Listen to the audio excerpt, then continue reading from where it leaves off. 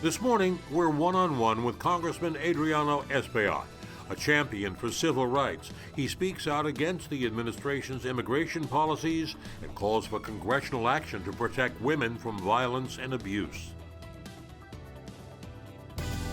Now, from 42nd and 2nd, this is Pix 11 News Close-Up with Marvin Scott. Good morning, everyone.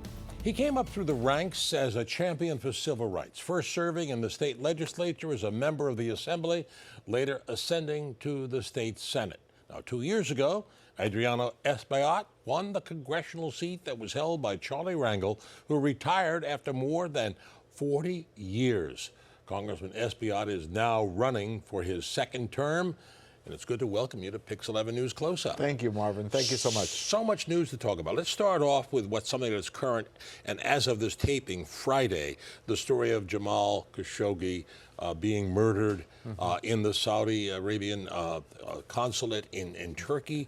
And President Trump is saying this is still under investigation. It is determined that the Saudis were complicit in this murder, that there will be, as he says, severe action.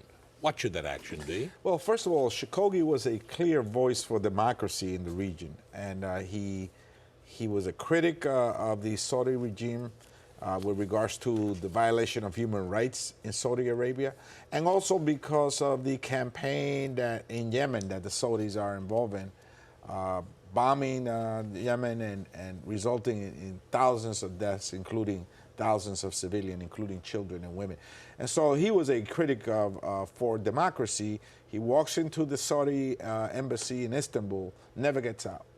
And so this is serious, and I think that at the very least, we should consider some type of sanctions against arms sales to Saudi Arabia. Now, that is a question here because the president is concerned about employment. We're talking about billions of dollars in arms sales, and also for aircraft with Boeing and Lockheed. Well, we should take a deep dive into our soul as a nation and evaluate whether or not we should be engaged in an economy that fosters people around the world that are engaged in tyranny and heavy-handed government. And is that the best model to follow for economic development in our country, to engage in business practices with tyrants, with people that are violating human rights of their own country? And so that's something that we must internally debate with. So you say severe sanctions should be that severe? Well, there's different levels of sanctions. The highest level is the Magnitsky Act, which will then freeze all assets in the United States and expose them to the rest of the world for what they've done. The lower level will be sanctions against arms sales. And I think that that's where we should start. Now, the Crown Prince, who the president has spoken to, said he had no role in this at all, but that investigation is continuing. Again, I say this is being taped Friday, so things may change in the next 48 hours. But the Saudis are very important counterterrorism partners. That would impact us as well. Well, I agree that they are a partner in the war against terrorism. But if they're engaged in internal terrorism against their own people, that's something that we, as a nation that supports human rights across the world and that takes pride in saying that we are the top democracy of the world and one that supports human rights everywhere in every corner of the world, that's something that we should be also concerned about. Okay, let's shift gears. Let's talk about this upcoming midterm election, just 2 weeks from Tuesday. Yes. The Democrats have to flip 24 Republican seats to regain control of the House. You know that very well. How confident are you that the Democrats... I'm surfing that blue wave. Surfing. I'm surfing that blue. You know, I come from the Caribbean. We had some surfing going on over there. But listen, I was in Pennsylvania a couple of weeks ago. I'm heading down to Florida this week, and next week I'll be in Atlanta, Georgia, and then further upstate and in the Hudson Valley. I think we're in a great position to take back the House. I think there's a blue wave, and voters are motivated. I think that we need a level of balance and equilibrium in government. And I think that that's going to happen this November. The economy is good. The stock market is doing well. Unemployment the lowest in 30 years. What makes you feel so confident? There are challenges that we have not been able to tackle. There are challenges that we have not been able to resolve. We have comprehensive immigration reform that we must resolve. We have also criminal justice reform that we must tackle. We want to see more traction in neighborhoods that are still experiencing unemployment and lack of opportunities. Women's rights must be protected. So there's a host of issues that have not been addressed that will be addressed if we have bipartisanship in the U.S. Congress. So you're confident about Democrats taking the House. How about the Senate? Well, I got my fingers crossed, and I think if the blue wave is a big wave, we may do that as well, and I'm optimistic that we may just do that as well. Well, in previous administrations, I remember President Clinton that first term, he turned the House, you flip it. When you have a president of one party, then after their first term, you get Congress of the other party. And this is something what you're projecting this or hoping for this? The American people are very smart. The voters are extremely smart. They want bipartisanship.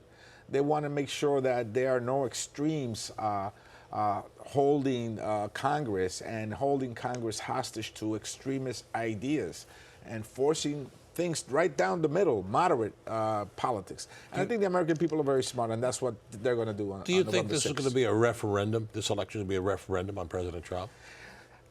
In many ways, yes. You said that the economy is doing well, that jobs are being created, unemployment is down, but the American people are not happy with the way he handles himself. The American people are not happy with the rhetoric, with the division that exists in the nation. We should be pushing to be closer together, to build consensus across America, and that's clearly not happening. And I think the American people will vote in that direction.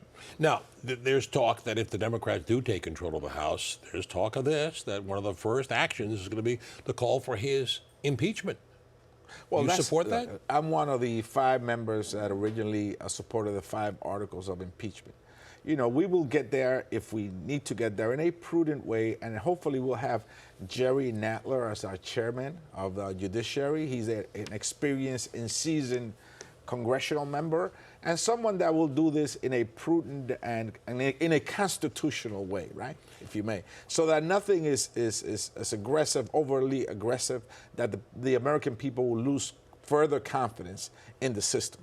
So you don't see that as the first necessarily? Well, we'll see. We'll see what develops. I think that certainly there are a lot of issues that are troubling. Obstruction of justice is one that's troubling. The emoluments clause is one that's troubling. I think we need to see his tax returns. That's fundamental in this, and that's a no-brainer. And what about the Mueller investigation? There are reports out that he's going to have a report shortly after the midterm elections. Well, the Mueller investigation is moving ahead in a parallel track, and I think that Mueller at some time will share that information with Congress, and we have a constitutional duty to take a good look at it and determine how we're going to move forward. Now, do you believe the president was complicit, involved in this meddling with the Russians? I believe the Russians meddle in our elections, and I think there's no question about that. I think that the Russians have meddled in other elections in other countries. Including this one coming up. Well, they have been meddling around, and that's very troubling, because if there's one thing that we should be jealous and overzealous about, is the transparency of our electoral process. Your vote and mine should be sacred. But the question is whether you believe President Trump was involved in any of this meddling. Well, something did occur, and I think that the Mueller investigation will reveal information about what really occurred, and then we should be able to proceed to fulfill our constitutional duties as duly elected members of Congress. Okay. That report we're seeing is he's expected to release a report shortly after the election. We're going to take a break. I want to talk about the issues. I know you're passionate about the whole immigration issue and about women's rights and the renewal of that authorization in Congress to protect women. So we'll be right back with Congressman Adriano Espaillat. Stay with us.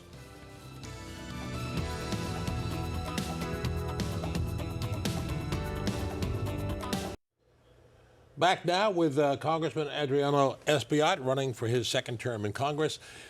You're quite familiar with the immigration experience. You, for years, were undocumented immigrant from the Dominican Republic, and you've been quite outspoken about President Trump's immigration policies, and you're the co-sponsor of your own reform. Let's talk about what you find wrong with the president's policy. You have said of him, quote, President Trump is the epitome of man's inhumanity to man. Want to pick up on that? Well, Marvin, anybody that proposes or supports the idea of taking a 9-month-old baby away from his or her mother's arm is inhumane. I mean, I think our nation is founded on certain values, right? And one of them is family, right? And so to rip a baby, many of these folks, these families come to the border seeking asylum because they're running away from violence or from a natural disaster. Our nation has a long tradition to harbor, to welcome asylum seekers. And then we have due process. The courts will determine whether they should stay or go. But to take at the border a 9-month-old baby away from the mother's arm and send that baby or that child 3,000 miles away to New York City, as I've seen right in my district at the Khashoggi Center, is inhumane, yes. In addition to other policies like the Dreamers, which are young people that are they're members of our armed forces, they're teachers, they're nurses, doctors, they're productive members of our society and have been living in our country since they were maybe 1 or 2 years old. They're Americans. Okay. So those are the negatives that you have That's toward the correct. current administration. Turn to your bill, your reform that you're co-sponsoring. What would that do? Well, first of all, we have a piece of legislation that will prohibit the separation of families. Then we have another piece of legislation that will accelerate the path to regularize their status for Dreamers. And then there's finally the family reunification legislation, which would allow, as it happened with my family, that our grandmother petition for us, for families to be able to reunite with their families right here in the United States. I think those are 3 fundamental pieces of reform that must happen in a new Congress. You have to admit, Congressman, that there has to be some legislation to tighten our borders. Some of what you're talking about is understood by many people, that not to separate children, but we have to tighten it. How would you go about to tighten our borders to prevent those undesirables who are slipping across the border from getting into our country? Well, the first thing is that many of our ports of entry are very old and antiquated, and I think money should be spent to make them modern, state-of-the-art centers, right? And by the way, drug dealers go through there, illegal arms, human trafficking go through our ports of entry. So why not take monies to strengthen our port of entry? I think that's the first thing that we must do as a nation. And we're not against that. We're not against it. But immigration is not a U.S. versus Mexico and Central America issue. It's a worldwide issue. Guatemalans migrate to Mexico. Mexicans migrate to the United States. Africans migrate to Italy and Spain. Middle Easterners migrate to Germany and Britain. This is a have-not dynamic that's happening worldwide, as some countries are very affluent and doing very well, and neighboring countries are doing very bad. And obviously, families are fleeing, in many cases, war, famine, natural disaster, and they will do whatever they need to do to survive and provide for their children. And that's understood. So this is a broader debate. The immigration debate is a broader debate. But I think as it pertains to the United States, we must be a better neighbor to Latin America and the Caribbean. I think we have abandoned that region, and countries like China are now looking to be the leaders in that region. Right in our backyards. For many years, we were beloved in Latin America and the Caribbean, but we have abandoned that region, and we no longer have a leadership role in those countries. We should go back there. We have a bill that says that we should go back and find out what are the root causes for migrations in the triangle countries of Honduras, Guatemala, and El Salvador. And I think we should play a bigger role in assisting those nations so that their economies could recover and we don't see this type of immigration. And people would want to flee those countries. That's correct. Like Honduras. That's correct. Where we're turning them back. We're saying that we've appealed to Honduras, and we're talking about taking action against Honduras unless they stop this mass immigration. The that flight won't of people. stop immigration. If a father or a mother is desperate and they're fleeing a natural disaster or a gang that's threatening their young people. You know, in many countries, young men, if they don't enlist in these gangs, they may have to pay with their lives. Small merchants that I've met in some of the immigration jails told me that they had to pay a gang tax in that nation, and if they don't, their life could be in danger. Now, there's been some criticism of customs enforcement, ICE in particular. They say they go too far. You're calling for more accountability of ICE, and you want them to wear body cameras. That's correct. Do you think ICE is going too far in the enforcement? Are there some cases that really should be treated a lot easier than they are? Well, first of all, ICE is spending over 60% of their budget in separating families. I think ICE should be concentrated more on stopping drug dealers. I should be concentrated more in stopping human trafficking, illegal arms and drugs, fentanyl that comes across the country and is fueling the opioid crisis. That's where I should be concentrating, not taking a 4-year-old away from their mom. And so they're taking a big U-turn with regards to what their original mission was.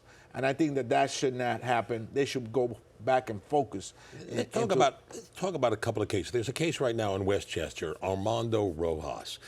He was ordered to be deported 25 years ago. He did not. He slipped through the system. He's been living here for almost 30 years now. Exemplary life. Up in Mount Kisco. He's been a custodian at a temple up there.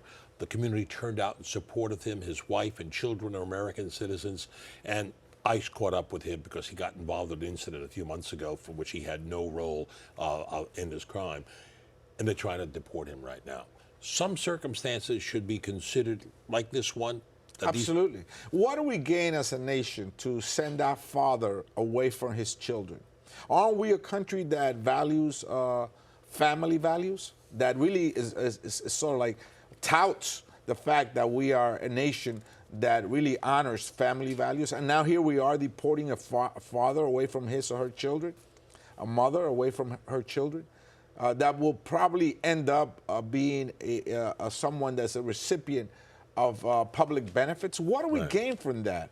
If this person has now violated the law, if this person has now become someone that has broken the law, why are we sending them back to where he came from? He's seeking asylum, claiming if he goes back, his life would be in danger. Anyway, and more talk about, I know you have some points you want to make about NYCHA housing, public housing. Correct. That and women's protection. Much more to talk to about Congressman Adriano Espaillat when Pix 11 News Close-Up continues. Stay with us.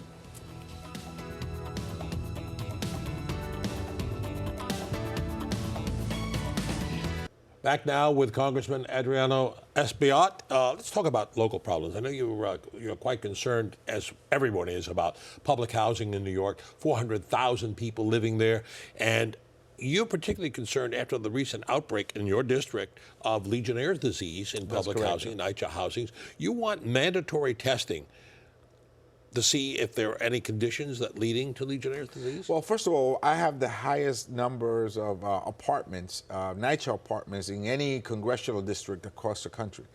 And we've seen an outbreak of Legionnaires in the St. Nicholas houses and in Fort Independent houses in the Bronx. The city currently only tests for that once a year. And I'm asking for quarterly testing and a testing that will be transparent for tenants. If we can get notice in our phone whenever there's a car stolen or there's a traffic jam by Yankee Stadium, certainly we should be able to look into our app or in our phone and figure out whether or not our building was tested for Legionnaires and what the outcome of that test was. And I think that the tenants in NYCHA deserve that, and it's something that the city should do. What about overall conditions, deplorable conditions, unlivable conditions? No heat last winter, no heat, no hot water. Correct. Well, the federal government has to step in, and I'm pushing to ensure that when the infrastructure debate begins in a bipartisan way, that housing will be part of that debate. That infrastructure is not just roads, bridges, and tunnels, that it should also be public housing. That way we'll be able to get capital dollars, hopefully. And NYCHA has a huge deficit, $30+ billion deficit for capital repairs, for boilers, for roofing, for pointing, for new elevators. These are the issues that are impacting the quality of life in the NYCHA buildings, many of which are under, right now, inhumane condition. And something should be done immediately to resolve that. You hit the word capital, infusion of cash. That's correct. How about tapping into President Trump? He built the Wallman rink in New York. He got did that, great real yes. estate. Bring him into NYCHA. Well, you know, I met with the administrator, the local administrator, Ms. Patton. She came and she tours of HUD, several of my complexes, and we're working together with her to see how we can get immediate help to some of these housing developments. But I think unless the federal government, the municipal government, and the state government come together and agree on a way on how to spend this money. So let's say, for example, we decide to do boilers. Let's do the boilers. And if we decide to do roofing, which I think is critical because mold and chips, lead chips on the wall come as a result of bad roofing, then we should be able to do that and improve the quality of life for thousands of people in the city of New York. Action is needed before the winter comes No in. question The mayor about said it. he's going to take care of the boilers and make sure that we don't have conditions like we Well, had. we'll see what happens. Last year was horrendous. It was the winter of hell. If we had in the subways a summer of hell, last year undoubtedly was the winter of hell. And God bless my colleague Monica Morales. She's been on top of it. Oh, she's great. She's making She's things been happen. on the ground. She's still there, out Yes. there. Anyway, let me turn to this one other thing. We've had domestic abuse and violence against women has been the forefront of the news, and particularly now we have the Me Too movement. But there is something in Congress that has been there, a reauthorization bill of Violence Against Women Act. Yes. It's been sitting there, no action taken. Why not? We should take immediate action. Women deserve help, immediate help. Funding must come to our localities to assist victims of domestic violence and their families.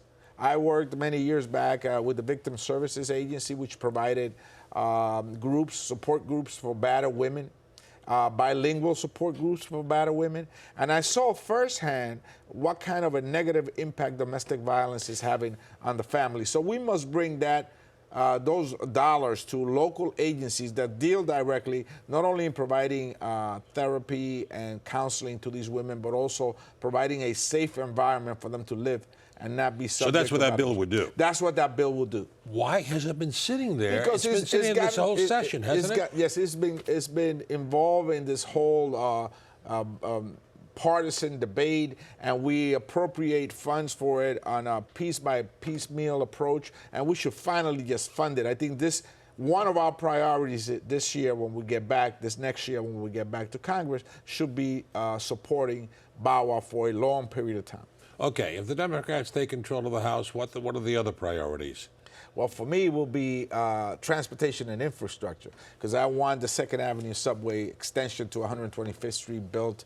I understand that the city needs that tunnel is being built by Senator Schumer there. How about that Hudson River tunnel that they need? We need that. We need better airports. We need better roads, bridges, and we need capital funding for NYCHA. And we have to knock down that multi-trillion-dollar deficit that we're paying off each year. That's correct. A lot of challenges in Washington. I think it will be handled in a bipartisan manner, and it will lead to consensus building, and we can move ahead as a nation. And you're still confident about the November election, right? No question Midterm? about it. I feel that blue wave coming towards us. You feel it, as you said Yes, before, that's surfing, right? Yes, surfing. It's gonna feel like summer, November 6th. Congressman, Thank you Adriano so much. Thank you, Espaillat. Marvin. Thank you. Good to finally get you on the program. We're going to get you back Thank here again. I'd love to come back. Okay. Thank you so much. Thank you, and good luck to you. Thank you. And that'll do it for our program this week. If you have any comments or wish to see this broadcast again, log on to our website at pix11.com/newscloseup. I'm Marvin Scott. Thanks so much for joining us. Enjoy the rest of your Sunday, everyone.